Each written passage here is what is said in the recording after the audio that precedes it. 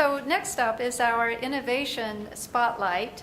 We're going to be talking about global tech trends. So you've heard a little bit about the Internet of Things and big data and cloud and mobile. We'll hear a little bit more about cloud and mobile now. And I'd like to welcome to the stage Eric Savitz, who is a partner at Brunswick Group and the former San Francisco bureau chief. He's covered technology for, what, 25 years? Too long to say out loud. Okay, too long to say out loud is what he said. But I think it is more than 25 years. It is more than 25 years. At Forbes and Barron's. And so Eric is going to be moderating this session with Steve Goldberg, who is a partner with Venrock. So Steve, why don't you come up? And Gary Matuzak, who is the global chair of technology and innovation at KPMG. And Naveen Dar, who is the VP Technology Strategy and Cooperation of US R&D at Huawei. So I'm going to turn this over to Eric and to lead this session. And please warm up your questions because we'll get audience Q&A as well. Thank you. Well, thank you very much for the kind introduction. It's almost 30 years, actually, as a reporter. Depends how you count. Well, thanks. We have 20 minutes to talk about everything that's going on in technology, so that's just a small assignment. So we're going to talk fast, and we'll use a lot of acronyms, see if we can get it in. I'm going to start a little bit with, so sitting on your chair, this makes a lot of noise. Sitting on your chairs when you came in was a report on technology innovation that KPMG did. And so I'm going to ask Gary to talk a little bit about that first. There was a couple of things that Rebecca mentioned that were clear, that sort of pointed at some highlights in that report. It was sort of a look at what are the big innovation trends we're seeing in the world of technology right now, and there were a couple of clear things that were at the top of those lists of, when you talk to people who are in the industry, and it starts with mobility and the cloud. And why don't you talk a little bit about what you found in the report and your thoughts on what the conclusions were? Yeah, let me, I guess, just the couple things we found. First, in terms of, if you look more broadly at innovation, it's real clear it is a global market when it comes to innovation. And we had, 18 or 19 countries in the survey. But when you start looking at where the innovation is really coming from in terms of the disruptive technologies and what's going to happen 2 to 3 years out or 5 years out, it's real clear you see 3 countries really coming to the top of that: the US, China, and India, and then others like Israel and Korea are following close behind. But the major trend we saw, whether you're looking at it on the enterprise side or on the consumer side, it's all around cloud and mobility. And you may sit back and say, well, that's not a big surprise. But I think what we saw is much like, almost like the internet, 15 years ago, cloud and mobility are becoming that platform that's really starting to enable a lot of disruptive technology, enable a lot of transformation from an enterprise perspective. Every company I talk to now is talking about rolling out their internal IT applications on a mobile-first perspective, right? You develop on a mobile platform and then figure out how you're going to move it to the desktop. So we're seeing a lot of that, and it's enabling more around analytics. You heard the speakers earlier, the first panel talk, or first interview talking about analytics and how that rolled into it. So you get a lot there, just really enabling sort of that next round of innovation. I think the thing that we saw over and over again, when you look at, again, whether it's cloud or mobile, consumer or enterprise, the single biggest concern and roadblock is getting over the security and privacy issues around around both cloud and mobile. So I want to dig in just a couple of things quickly, and I'll bring the rest of you in here. On the mobile front, one of the interesting things that's happened, right, is that from certain perspectives, so if you look at, say, the growth in U.S. Mobile subscribers, there's no growth of U.S. mobile subscribers. We all have phones already, right? If you look at the handset business, we're seeing a real kind of evolution and kind of weeding out of the players, and we're going to be down to just a couple soon. BlackBerry's dying in a gigantic hurry, and Nokia's not far behind. So from some perspectives, you might look at that and say, wow, isn't this kind of a maturing business? And so how does that figure into, this is both a growth opportunity, but in some ways, some elements, it feels like a business that's quite mature. Yeah, I mean, I think if you're looking, so first from a consumer perspective, and we've all seen this, and we've all got our smartphones, and what's happening around the uptake in smartphones. I mean, there's 1.5 billion smartphones, and there's 5 billion other phones, right? Mm-hmm. And that's just looking at absorption. There's many countries, India, for example, China, where the absorption of smartphones is fairly small. So there's a lot of uptake there from a device perspective. Right. But then it's also, from a consumer perspective, just the number of things that are out there. The market is still really evolving around mobile applications in the cloud. Mm-hmm. The pricing, there's a lot of stuff out there, and we all know we get most of it free. So that part hasn't worked its way out, but there's just, it's creating new markets, and we can, all of us can think of several examples where you're taking a market that's been around, whether it's home rentals or Airbnb, et cetera, and just completely changing the market through a mobile application. Steve, you've got, as I looked at looking at your website today, quite a number of investments that are mobile facing in one way or another. Talk about a little bit how you see the opportunity in mobile and in the cloud as well. Yeah, well, I guess what I would say is, I mean, as we know, all technology goes in cycles, and I'm kind of the infrastructure guy at Venrock, so the whole idea of, cell base stations, and even you talk about consolidation in handsets, yeah, we might be sort of, at the mature part of the market there, but clearly, and you just talked about it, Gary, the use cases, I think, I guess what I would say is the enterprise space and the consumer space, in the enterprise space, clearly the companies can go right after revenue, boom, boom, boom. You can get out there, you can get the clear ROI, you talk to salespeople or manufacturing folks or whatever, and you can make sales. The consumer space, we're still pretty metrics driven. Right. It's pretty hard to guess on the mobile side what's going to hit and what's not. When I think about my own, my own phone, I probably have 100 applications on there and use 3 or 4 a day.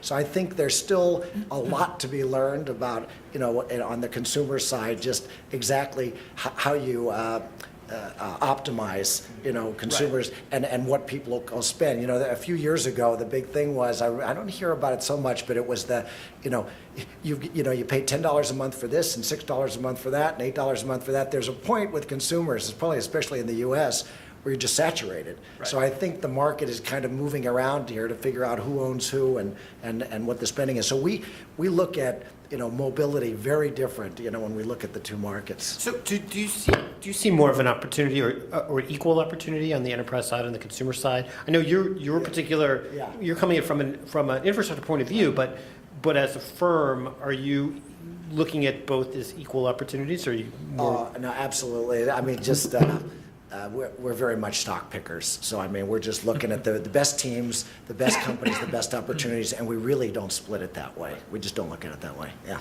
Naveen, could you talk a little bit about the way Huawei looks at this opportunity, and you're playing in many levels of this infrastructure pie, whether it's from handsets on up. Talk a little bit about where you see the biggest opportunity and sort of emerging new opportunities as a result of these trends. I mean, so Huawei is in multiple businesses, infrastructure being the biggest part. And so this does play in a big role towards the infrastructure, because the amount of mobiles on the network are causing a lot of data on the network, which is causing the carriers to really get worried about how are the networks getting overloaded. So we're seeing mobility driving not only the infrastructure bandwidth from 4G to moving to 5G, more and more pipes being added to the overall network. So then data center as well, so it's overloading the data center, so you're trying to build data centers that are more cost efficient, shrink the overall processing. On the handset side, I mean, I don't believe we're reaching a maturity at all. I think even though you may have reached maturity from the subscriber penetration point of view, but the question from a consumer electronics point of view, is this going to expand more into like wearable computing? Does it have to be just one, or is everything kind of tethered to each other and it's moving in that direction? The Internet of Things that was brought up earlier, that's again, so I think I see the mobility side just being new innovation waves just adding on top and top and top of each other, where it's not just the penetration stops at one user, one mobile per user. It's just everything is wireless, everything is connected, everything is sitting on this platform. The enterprise side, just sorry, one second. no, that's okay, sure. Yeah. On the enterprise side, actually, this is one of the few times where actually enterprise has been lagging innovation as opposed to consumer. Usually it used to be enterprises to drive innovation and consumer would get the tail of the innovation. And now it's kind of the reverse where the consumer with the iPhones and Android phones and all these new devices has been driving, and enterprise is kind of worried about how do I move into the 21st century. How do I get my users to be more productive? And the whole issue of security, BYOD is popping up there. And that's where I think the mobile, cloud, all these things are very interconnected. It's not like they're different, disparate. One's kind of driving the other. Mobile is driving cloud in a way because now if I have multiple devices, I can't keep copies of content every device. I need to put it somewhere in the cloud so I can access it from anywhere, which is driving cloud. And then you have security, privacy issues, and then there's a big data that it just keeps going on and on and on. So there's not like a wave where we're seeing it, oh, that's the end. So I want to talk about a couple of other trends that are they came up a little bit in your report, but we've touched on a little bit here, but I think are worth diving into. So I do want to come back to the Internet of Things. Yeah. If we're going to sprinkle silicon chips on our donuts and then track them through our digestive tracts or whatever, I don't know, what do you want to do with those? There's this concept that we're going to have, billions. I think it was in Nortel report said, or not Nortel. It's Ericsson. I'm sorry, wrong. 50 million devices attached to the network. Cisco has some other numbers that are sort of equally big. They in fact talk about not just the Internet of Things, but the Internet of everything. They make it even bigger. I don't know how everything is bigger than all things, but whatever. So anyway, and then you combine that with big data, right? So that's the other buzzword everybody likes to throw around. Big data just means a lot more. People will say things like, we've generated more data in the last 2 years than in the rest of the history of humankind. But it's not just about the volume of data. It's what does this giant pile of bits turn into? So I would like you guys to talk a little bit about the opportunity, whether you think the Internet of Things is a real thing or just kind of a bit of hype, and how you think about the big data opportunity. Maybe. Well, I'll keep it short, and we can open it up. But I would say that for me, I've been sort of in the comms business for, well, you said 30 years, so I'll go with 30. It's been more than that, but it's long. And the fact is, I don't see the Internet of Things infrastructure piece being that exciting. I mean, it's an execution play. I've seen companies that come at it from the operating system, some that come at it from the integrated circuits, some that come at it from the Wi-Fi piece or the comms piece. There's lots of different ways to skin the cat, and the piece that collects the data, it's interesting, and we see a lot of companies. We haven't found any that we thought were the breakout things. I think the challenge is, now that all the comms are available and you got all this bandwidth and connectivity everywhere, and you have the processing available, it's what you do with the data. So I don't think the collection is the exciting part. Mm-hmm. I think I saw two companies just today. I mean, it was kind of one of those, it was Big Data Day at Venrock for me. 2 out of the 4 were sort of in that area. And it was all about how you decide, well, not how, but how you parse things. We're back to the issue with when we first got on Google and you did your search, 90% of what you got back, you couldn't figure out what it was. And as the search engine got better and better, now we're going to the same thing with, we're collecting all this unstructured data. What the heck do you do with it? If you're gonna, we just invested in a company called Dataminr that basically sits on the Twitter fire hose, that basically all the tweets and does real-time event, not prediction, but event identification. Did something happen here? Did something happen here? And get it to people really fast. And there's some people out there that care about that, seconds versus minutes versus hours and so on. But the trick is, how do you look at all this disparate data? And there's a lot of science that still needs to happen to figure that out. That turns out to be a pretty tough problem because it's a lot of machine learning and just natural language processing. And, it sort of sits in between, science and art. Right. Yeah. Right. Yeah. Someone once said, if you're trying to encourage your children in any particular direction, you should make them be data scientists. Naveen, do you does Huawei see this this Internet of Things discussion as an opportunity from an infrastructure? Yeah, definitely from the infrastructure side of view, it is a big opportunity, especially if you're going to have, whether it's 20 billion or 50 billion connected nodes to it. Also, there's some opportunity on the this whole networking side. Typically, the internet was designed down, like from server down to the devices. And the Internet of Things is actually the reverse direction is the information. So actually the device itself has the content and you're trying to bring it up and then decide what to do with it. So there's some networking kind of things. Does the internet scale to that point of view where it can actually have 50 billion potential hosts as opposed to a few hosts? So from an engineering and technical and infrastructure point of view, that's always a good innovation area for us. It's hard to say whether that's an important problem or just a research problem just to solve for the hell of it. But we're looking at those areas. The Internet of Things, I would agree with Steve, is that we're always excited about the infrastructure side. So collecting big data may be boring, not as sexy, but it's of value. However, the opportunity really is in the uncharted territory of the data science side. That's because it has a lot, because it's so uncharted. As a result, sounds a lot more sexier now. We haven't gone through the hard math yet, and it is kind of like, is there an opportunity for a new monetization model, like the way search led to a new monetization model? Is data science going to lead to a new way of actually monetizing? So those are those potentials there. Like from a carrier perspective, can I automate my network management where I actually don't need to have a room full of people monitoring the network, because if it's basically streams of data, network logs coming in, there's from a theory point of view, I should be able to figure out what's going on in a network, what's going on with the users, what's happening. So that even from an operator point of view, it's interesting. So we have so little time and so much we could talk about here. But there's something that came up in the last discussion that I want to touch on, which is the role of China in the technology infrastructure. So if you imagine a world where China is the biggest enterprise market and the biggest mobile market and the biggest consumer market and eventually the biggest advertising market.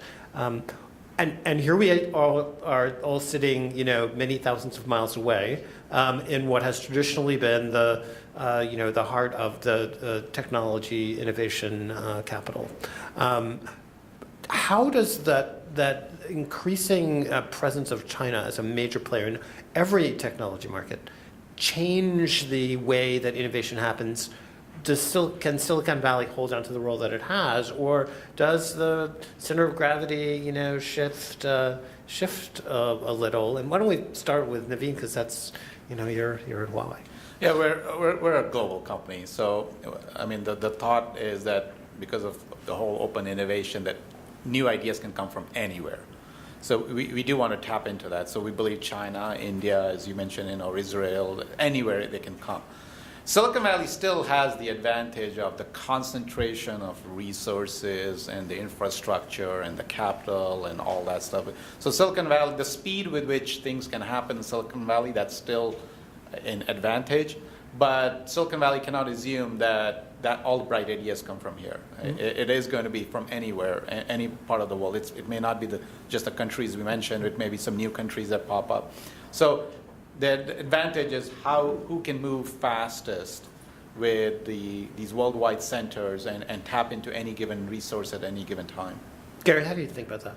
Yeah, I mean, kind of like like Naveen said. I mean, when we saw this in our survey last year and this year as well, is there's innovation happening everywhere. It's unlikely that anyone is going to unseat Silicon Valley as sort of the innovation center of the world in the near future. But I think the point is, all boats are rising, and we're seeing a lot more innovation in other parts of the world that's maybe we haven't seen before. But I take a look at a market like China, and there are very few companies that have really made it onto the global stage, Huawei being one, Lenovo, a few others, a handful of other ones.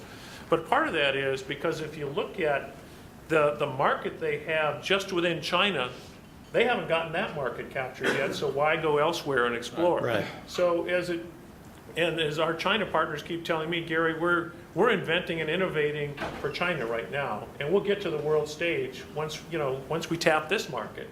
But the market there is enormous, and once that happens, I think we'll see a lot more companies from China and elsewhere really getting out onto the world stage for product and service.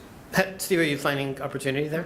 Yeah, well, I actually sit on, excuse me, I sit on a couple of companies that have big operations in China, and I guess from my perspective, just one person, is the overall sort of way business is done. I mean, there's one company where it's in the mobile space, and we signed a deal with one of the largest mobile operators, but we have to go to every province, every city, and every locality to get the deal agreed to all the way down. So it's such a different way of doing business. Where in many of the big operators in the U.S., you do a big deal with AT&T, you do a big deal with Verizon. They'll help you kind of work it down to each market. There's enough differences between the way you go to. I mean, it goes on and on, but I agree with all the other comments. But from a I guess the good news is there's so much going on in technology that there's, plenty of money everywhere to be found, and it's a different enough market from the way we do things here. It's not different technologies, but the way you go to market is different. That we, again, we kind of go one by one, and just to throw in the venture capital perspective, it's team. You got the right team of people to do it. Doesn't matter where they work, but you got to have people on the ground that know the market. And if there was ever a market you got to know, it's China. Right. Yeah. So I know, can we take a couple questions? Yeah, why don't we take a couple of questions? No questions. Oh my God. We answered it all. That's the next new thing. Okay, there you go. Rebecca wants to know, what's the next new thing? I got one for you. I kind of didn't think this would come on so quickly. I mean, robotics is a fun one, but even more interesting, and it kind of comes from something I like. There have been just a rash of new satellite companies. Now that NASA is out of the business, there's been this whole movement towards these small little CubeSats, and the biggest new application is imaging. So these days, Google Earth, if you ever looked at your house, it's the way it looked, 2 years ago. We just looked at a company that's going to image from 52 degrees north to 52 degrees south, 3 meters resolution every 24 hours. Mm-hmm. And you can buy an image for $1 per square kilometer. Think of the application. You can do everything. They can do 1 meter, but they get in trouble with the intelligence guys. So they're starting with 3, and they'll wait to everybody to get used to it, and then they'll go down. They can do it. You can do it commercially, but then it's too much like the Tom Clancy movies. But it's a pretty interesting market, and you'd think, boy, when was that market ever going to be a commercial thing? It's happening. Wow. Think about how long it's been since there's been a satellite-oriented IPO. There you go. Well, To go back to, we're on our, I don't know, 20 years? the wave is back. Yeah. There you go. Gary, what's the new thing?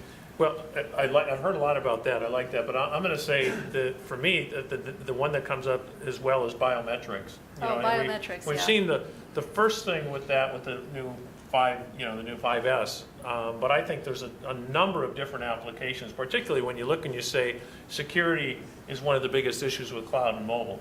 So I think we'll see a number of applications coming out in the near term on that. Are we going to have improvements with airport security? With Oh, biometrics? I don't know Anybody how- in that space here? I think if we get rid of those trays, everybody in this room will be thrilled. Oh, get rid of the trays, yeah. Naveen? I didn't have anything additional to the ones that we already have talked about, so I don't have anything hidden that I'm going to start a company on.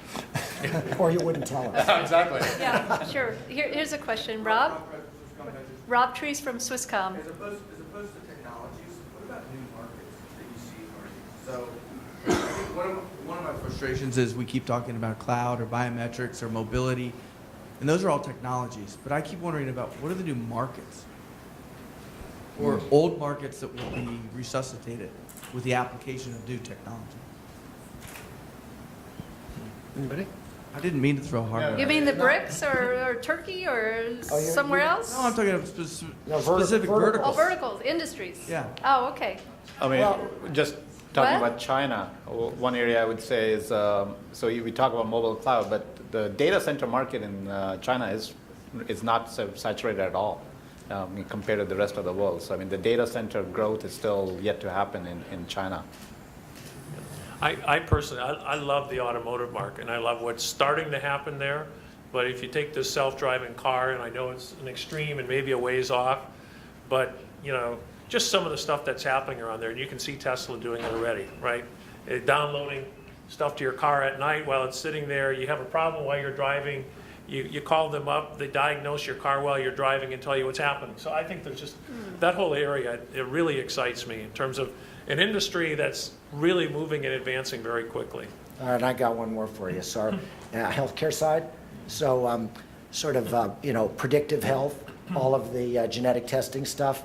So, from my contacts, I think it's still 10, 15 years away. It's still a very, very difficult to do. There's a couple diseases where you can do some predictions, but that's about it. Everything else is pretty hard. You know, targeted therapies for specific diseases. You know, still a lot of broad-based chemotherapy things, which, you know, kills off as much as it, you know, the good stuff as it does the bad stuff. I think over the next 20 years, there'll be some pretty amazing, you know, gazillion-dollar markets in that space. But it's pretty exciting. You want it to be now. It's a ways off. But I think that's kind of, it's in the back room. It's coming. Yeah, and you know, some of that is therapeutic related, but some of that also comes out of the digital health world. Yes. So you've already seen some examples of companies that have, where they're beginning to build big databases of patient data, and you can begin to do some interesting, gather interesting data by, you know, it's sort of it becomes a big data thing. So you can begin to say, if you talk to a company like Practice Fusion, and they can tell you, like, there's a wave of flu, and it's floating across the country. Driven from the data. Right. So it's coming from another direction, but I think that's true too. Okay, well, I wish we had a little bit more time for this incredibly interesting session, but let's give our panelists and Eric a round of applause. And they'll be staying around for Q&A afterwards, and be sure to take a look at the Tech Innovation publication just out today by KPMG.